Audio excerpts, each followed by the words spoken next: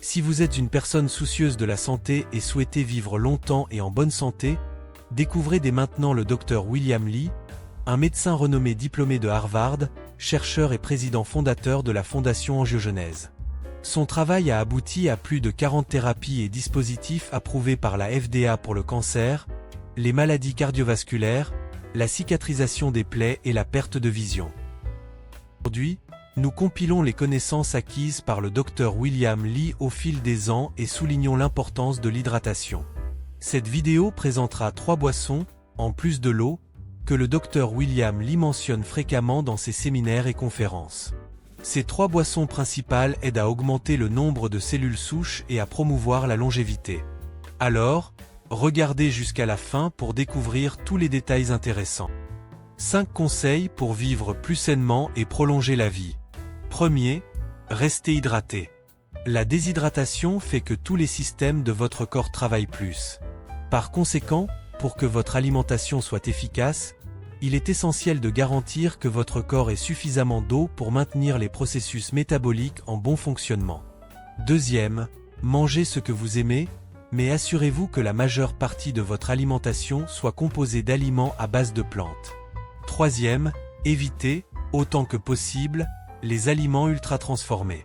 De plus, essayez de réduire au maximum la consommation d'aliments avec des sucres ajoutés. Quatrième, revenons aux boissons, en plus de l'eau, il y en a 2 que je considère essentielles pour la santé. Le thé, qu'il soit vert, Oolong ou noir, et le café. Ensemble, l'eau, le thé et le café sont fondamentaux pour une bonne santé. N'oubliez pas de vous abonner à la chaîne pour voir toutes les vidéos d'experts sur la santé et la longévité que nous présenterons ici. Ce que vous ajoutez à ces boissons peut faire une grande différence. Ainsi, la première suggestion était de rester bien hydraté, tandis que la dernière était de choisir des boissons saines. Explorons maintenant 3 boissons, en plus de l'eau, qui sont appréciées par le Dr William Li et fréquemment mentionnées dans ses enseignements pour leurs bienfaits pour la santé. À la fin de la vidéo, le Dr William Li partagera ce que nous devons éviter de consommer pour promouvoir une santé prolongée, alors ne manquez pas de regarder. Premièrement, le thé vert. Le thé vert, en particulier, contient un polyphénol naturel appelé catéchine, spécifiquement l'épigallocatechin galate, EGCG. Les catéchines sont des composés naturels présents dans les feuilles de thé, qui sont libérés pendant l'infusion, que ce soit en utilisant des sachets de thé, des feuilles en vrac ou du matcha, qui est du thé en poudre. Lorsqu'il est consommé pur, le thé vert permet aux catéchines d'être facilement absorbées par le corps, augmentant ainsi de manière significative leur niveau sanguin. Il existe de nombreux bienfaits associés aux catéchines, l'un des plus importants étant leur capacité à se détendre, à réduire le stress, à diminuer les catécholamines, à améliorer les lipides, à combattre le cancer et à avoir des propriétés anti-inflammatoires. C'est une substance aux multiples avantages. Lorsque je choisis de boire du thé, je cherche à tirer le meilleur parti de ces nutriments. Nous savons que le thé vert est très sain, mais beaucoup d'entre vous peuvent préférer le thé noir. Le thé noir est-il également bénéfique? Alors que le thé vert augmente les cellules souches, le thé noir le fait aussi. Tant en Asie qu'en Grande-Bretagne, le thé est une boisson populaire. Auparavant, on croyait que le thé vert était supérieur au thé noir en raison de son processus de fermentation. Cependant, nous reconsidérons cette idée et gardons l'esprit ouvert. Nous avons découvert que le thé noir peut également doubler le nombre de cellules souches. Quant à l'ajout de lait au thé, le lait interfère-t-il avec l'absorption des composants bioactifs du thé? Je respecte profondément les traditions culinaires et je sais qu'en Angleterre, il est courant d'ajouter du lait ou de la crème au thé, ce qui modifie réellement le profil de saveur de manière charmante. J'ai eu l'occasion de savourer de nombreux thés en Angleterre et j'apprécie beaucoup cette pratique. Cependant, il est important de considérer que le lait de vache contient des graisses. Lorsque nous ajoutons du lait au thé, les molécules de graisse du lait forment des micelles, de petites bulles de savon. La graisse tend à se lier à d'autres graisses, tandis que le thé est principalement composé d'eau. Ainsi, en mélangeant du lait avec du thé, les molécules de graisse du lait capturent les polyphénols du thé, y compris les catéchines. Cela signifie qu'en consommant du thé avec du lait, les catéchines sont encapsulées dans les bulles de graisse et ne sont pas facilement absorbées par l'organisme, passant par le système digestif et étant excrété. Ajouter du lait de vache au thé peut réduire considérablement les bienfaits que vous obtiendriez uniquement avec le thé. Si vous souhaitez ajouter quelque chose de similaire au lait, des alternatives comme les laits de noix sont recommandées, car elles ne présentent pas cette réaction avec les polyphénols du thé. Les laits d'amande, de cajou, de soja sont tous de bonnes options. Pour ceux qui apprécient la saveur du lait dans le thé. Une autre étude pertinente mise en avant par le Dr William Li est que les combinaisons de thé peuvent être plus efficaces que de consommer un seul type de thé. Voici 4 types différents qui ont été testés: le thé au jasmin chinois, le thé vert japonais, le thé Earl Grey et un mélange spécial préparé. Il est évident que ces thés varient en puissance, allant de moins puissant à plus puissant. Ce qui est particulièrement intéressant, c'est que la combinaison de 2 thés moins puissants s'est révélée plus efficace que chacun d'eux consommés individuellement. Cela illustre le concept de synergie alimentaire. La deuxième boisson saine qui peut contribuer à une vie plus longue est le café. Je bois du café en ce moment et j'ai pensé partager avec vous ce que je bois. Voici un peu de café. Le café contient de l'acide chlorogénique, qui bénéficie au métabolisme, en plus d'avoir des propriétés anti-angiogéniques et anti-inflammatoires. Je suis un grand amateur de café. Une étude publiée dans le Journal of Annals of Internal Medicine, impliquant 171 000 personnes âgées d'environ 50 ans au Royaume-Uni, a révélé que ceux qui consommaient de 2 à 3,5 tasses de café par jour présentaient un risque de mortalité toutes causes confondues inférieur de 30%. Les données de cette étude ont été obtenues du UK Biobank, une base de données avec un demi-million de participants, sur une période de 9 ans. Mais qu'est-ce qui rend le café si bénéfique pour la santé? Le café contient une substance chimique naturelle appelée acide chlorogénique, qui offre une variété de bienfaits.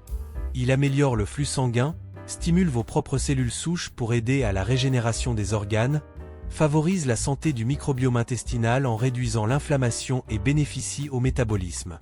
De plus, c'est un antioxydant qui renforce également le système immunitaire.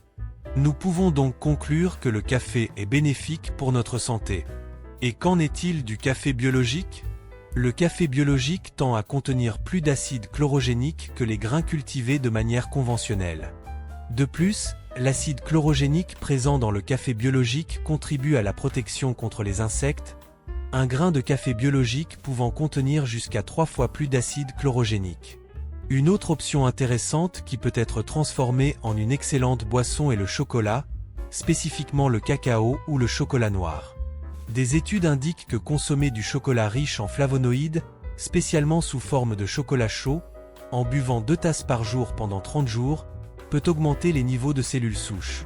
Cette étude a impliqué 16 individus ayant un historique documenté de maladies cardiovasculaires et de blocage dans les artères du cœur, démontrant une augmentation du nombre de cellules souches. Bien qu'il s'agisse d'une petite étude, les résultats sont assez intrigants. Il est essentiel de considérer le type d'étude. Celle-ci était un essai clinique, une recherche petite mais significative qui se corrèle avec d'autres découvertes. Une étude plus vaste impliquant 20 000 personnes en Allemagne a révélé que ceux qui consommaient de 7 à 12 grammes de chocolat par jour réduisaient leur risque de crise cardiaque ou d'AVC de 39%.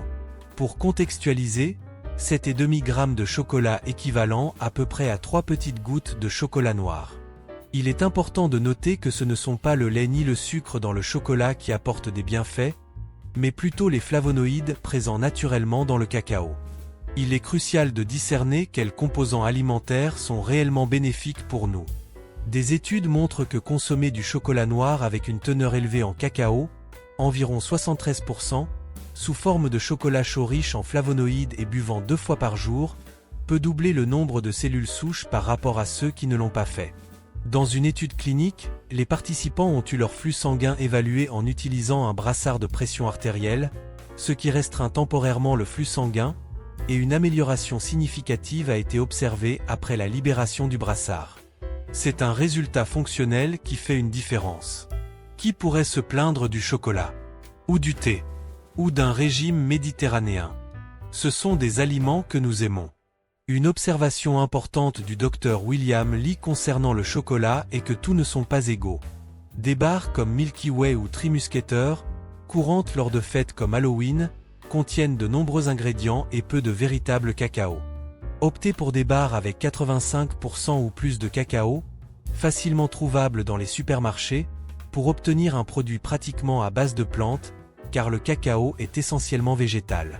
En plus de fournir des fibres alimentaires et des polyphénols, le chocolat noir a démontré, dans des recherches présentées lors de la réunion annuelle de l'American Society of Nutrition, la capacité de réduire l'apport sanguin aux tumeurs, étant anti-angiogénique et toxique pour les cellules de leucémie, les combattant efficacement.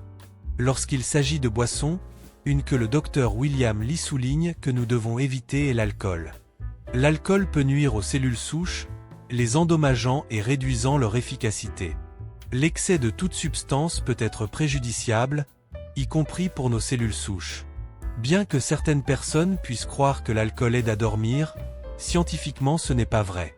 Que buvez-vous généralement au dîner? De manière ironique, bien que beaucoup de gens pensent que boire du vin ou de la bière les aide à dormir, l'alcool présent dans votre système empêche en fait un sommeil profond et réparateur. L'alcool interfère avec le cerveau, empêchant d'atteindre un sommeil profond, entraînant un repos nocturne moins renouvelant. Par conséquent, il est essentiel de contrôler la consommation d'alcool, de la réduire ou de l'éliminer, pour ne pas compromettre la qualité du sommeil. J'espère que vous avez apprécié la vidéo d'aujourd'hui en partageant la sagesse du Dr William Li. Dites-nous dans les commentaires quelles sont les boissons que vous aimez consommer. N'oubliez pas de vous abonner à la chaîne et d'activer les notifications pour voir toutes les vidéos sur la santé et la longévité que nous présenterons ici.